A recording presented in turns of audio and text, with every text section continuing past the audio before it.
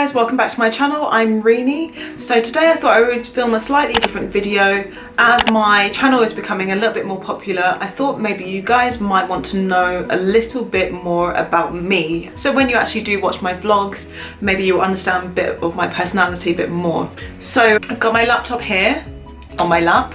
Yeah, sorry about that joke. I'm going to be doing the flight attendant tag. Actually, what we call it here in the UK is cabin crew. So flight attendant or cabin crew tag. And there are 10 questions. I kind of stumbled across wonderful Ali from Fly with Stella. I stumbled upon Fly with Stella because some of you guys have popped in my comments that you thought maybe I might like her. So without further ado, let's go. So question number 1 is, where are you based? I am based out of London Gatwick Airport. As you can hear, I am from the UK and I am actually a Londoner. I'm from South London. South London is situated in between London Gatwick and London Heathrow Airport.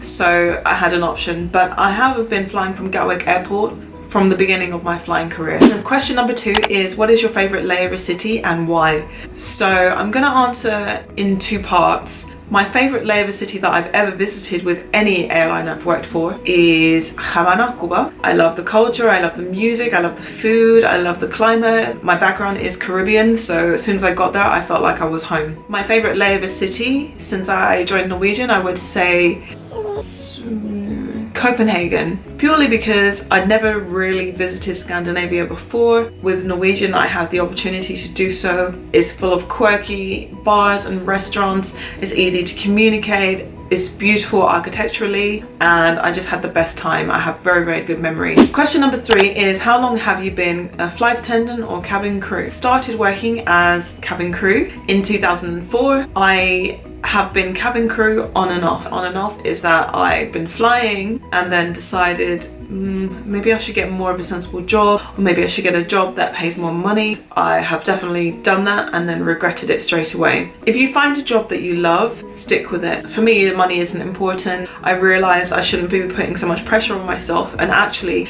if I want to, I can have a career within aviation. I don't have to be cabin crew or flight attendant for the rest of my life. I can go into training or other departments. For example, I could go and work for the head office for Norwegian. I mean, if I move to Norway, but I don't think that's really going to happen because I don't speak Norwegian. But you know what I mean? There are loads of different areas that I can get into. Question number 4 is, what is your biggest pet peeve?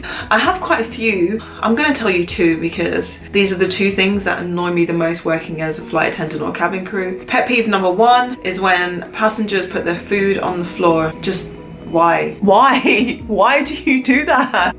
I mean, would you go to a restaurant and put your food on the floor when you finished? I just don't get it. I really don't get it at all. And then they expect you to just bend down and pick it up for them. Like, no, if you're gonna put your food on the floor, please can you take the time to pick it up and give it to me? Because it's just really disrespectful. I just find that so strange. Pet peeve number 2 for me is when the seatbelt sign goes on and at that exact moment, everybody stands up as if they didn't hear all of the announcements before, and at that moment everyone decides to run to the toilet, take the seatbelt off, try and get their luggage, when actually that is the time when we have to secure the cabin, and we have a very limited amount of time to secure the cabin so we can actually sit down. So no, you can't go to the toilet at that moment. Question number 5 is, what is your favorite thing about being a flight attendant? For me, there are several different things, so I can't put it in one. One of the reasons is I love traveling and seeing new places, exploring new cities, learning about cultures, trying new foods.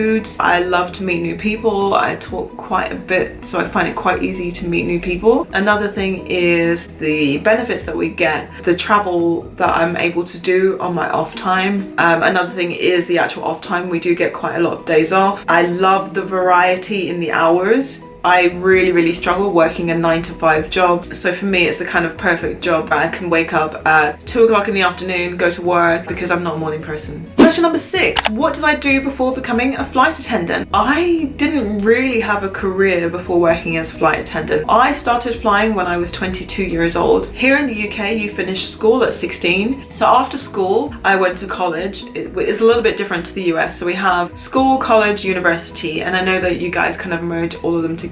But so 16, I finished school. 16 to 17, I went to college. I studied media. After that, I decided that I wanted to work. I wanted to earn money. I didn't want to study anymore. I didn't want to go to university. from then on, I just kind of did a lot of temporary or agency work.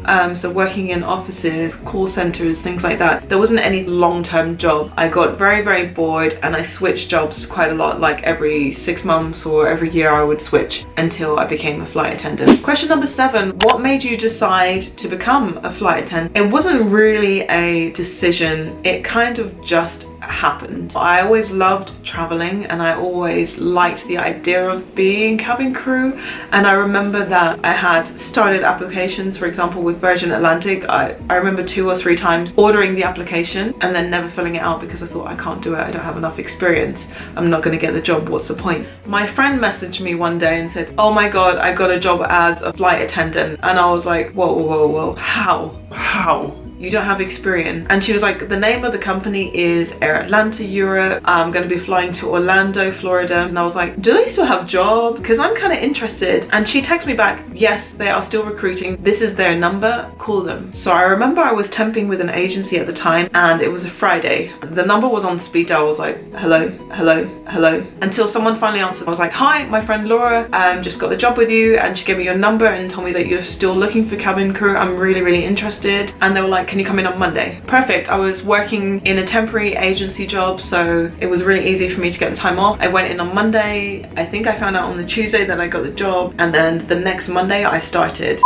Right, sorry guys, battery died. I really hope I'm in focus because my eyes are going a bit funny. Question number 8 is, what product or what thing must you have on every layover? Now this is a really hard question because I could answer in terms of work. I would say my makeup or my manual, but in terms of me, I definitely need to have some mode of communication with the people that I love the most, the people that I miss the most when I'm away from home. I would say my mobile phone or my iPad. Question number 9 is, what is the most challenging part of being a flight attendant? I would say preparing yourself mentally for any situation that might happen on board. You really have to be ready for anything. Anything could happen. We are there purely for safety and security. Everyone thinks that we're just there to serve food and customer service. Of course, that's what sets us apart from the other airlines, but really we are there to make sure that you're safe. So every time I sit at my jump seat, I'm thinking of all of the commands that I would need to shout if I hear something from the captain, or I'm listening for sounds of things that are not so familiar so I can mentally prepare myself. In the time that I've been flying, I would probably say the most challenging thing I've had to deal with is first aid situation, and it was a suspected heart attack. Thank God it wasn't an actual heart attack.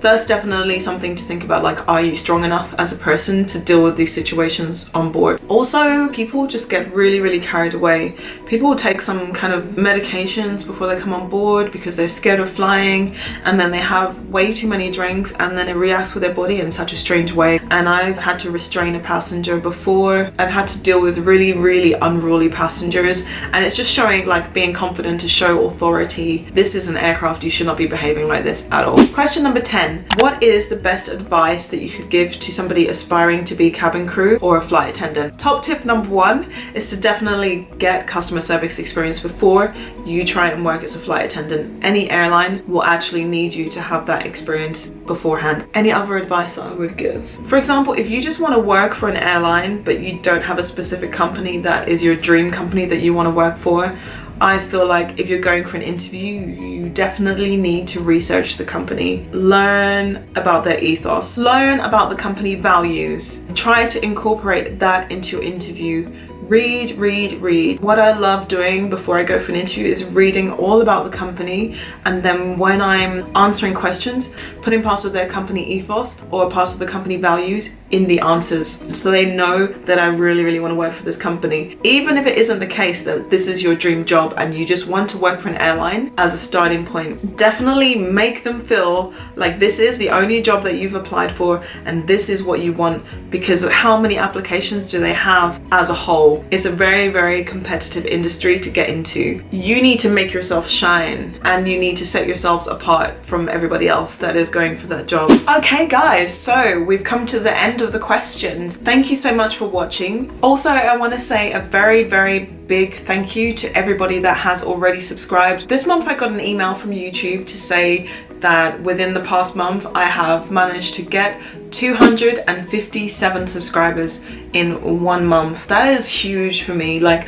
I remember when I had my first 43 subscribers, and that was like a year ago. My channel has grown so much, so I really want to thank you from the bottom of my heart. I'm really pleased that you guys are enjoying my content. If there is anything in particular that you want to see, please do comment below. Add me on Instagram, I'm always there. Definitely check out my Insta stories because I'm on Insta stories every single day. I upload videos every single Sunday at 8 o'clock in the morning GMT UK. Don't forget to thumbs up, subscribe, comment if you want to see more videos like this. Thank you so much for watching, and I'll see you on the next one. Bye!